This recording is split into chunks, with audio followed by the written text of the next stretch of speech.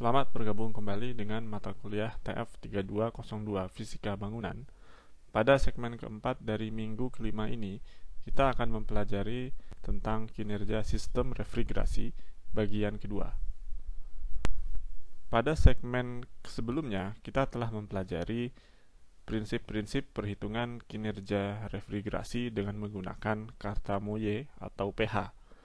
Pada segmen ini, kita akan mempelajari satu contoh di mana diketahui suatu sistem refrigerasi dengan tipe refrigeran tertentu yaitu R134A yang memiliki tekanan tinggi atau HP dan tekanan rendah atau LP sebesar berturut-turut 1,2 dan 0,2 MPa serta kapasitas unit sebesar 5,5 kW. Kita diminta untuk menentukan atau menaksir kinerja sistem refrigerasi tersebut dengan menggunakan kata Moye yang sesuai. Untuk dapat menyelesaikan persoalan tersebut, pertama-tama kita perlu menggambarkan posisi tekanan tinggi atau HP, kemudian menarik garis dan melihat perpotongannya dengan kurva fase cair untuk mendapatkan titik 1, yaitu titik di mana refrigeran baru keluar dari kondenser. Karena dalam persoalan tidak disebutkan mengenai adanya fenomena subcooling, maka posisi titik 2 akan berhimpit dengan titik 1 atau dengan kata lain 1 dan 2 adalah titik yang sama.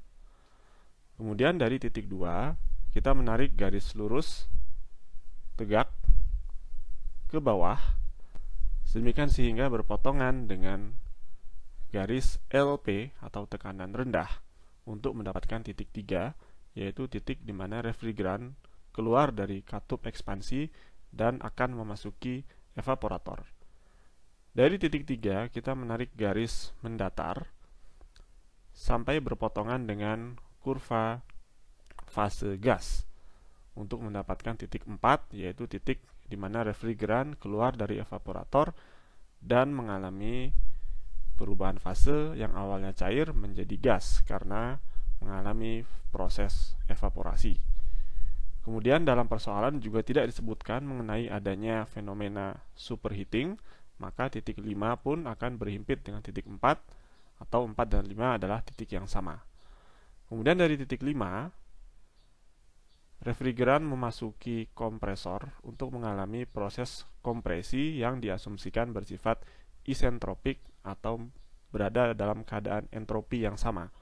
Untuk itu kita memperkirakan garis isentropi yang ada di sini kurang lebih dengan kemiringan tertentu sampai dia nanti pada akhirnya berpotongan dengan garis HP atau tekanan tinggi untuk mendapatkan titik 6 di mana refrigeran keluar dari kompresor.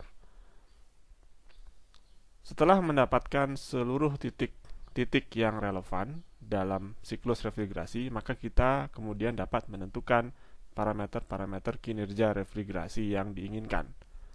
Misalnya, kita dapat menentukan efek refrigerasi atau ER, yaitu selisih dari H4 dan H3 yang dapat kita baca dari kurva pH atau kata Moye ini, yang nilainya kurang lebih sebesar 130 kJ per kilogram. Kemudian WKP atau usaha yang dilakukan oleh kompresor dapat dihitung sebagai selisih dari H6 dan H5. Dapat kita baca di sini, H5 sama dengan H4. Kalau dihitung kira-kira nilainya adalah 40 kJ per kilogram. Kemudian CR atau rasio kompresi perbandingan antara HP dan LP yaitu sebesar 6.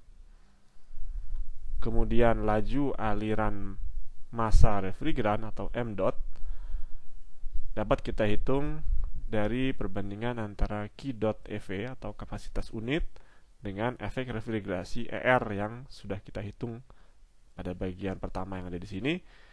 Sedemikian sehingga didapatkan hasil laju aliran massa refrigeran adalah sebesar sekitar 0,042 kg per detik. Nilai ini pada akhirnya dapat kita gunakan untuk memperkirakan daya kompresi yang dilakukan oleh kompresor, yaitu dengan mengalihkan M dot dengan WKP atau usaha yang dilakukan oleh kompresor yang didapatkan nilai sebesar 1,68 kilowatt.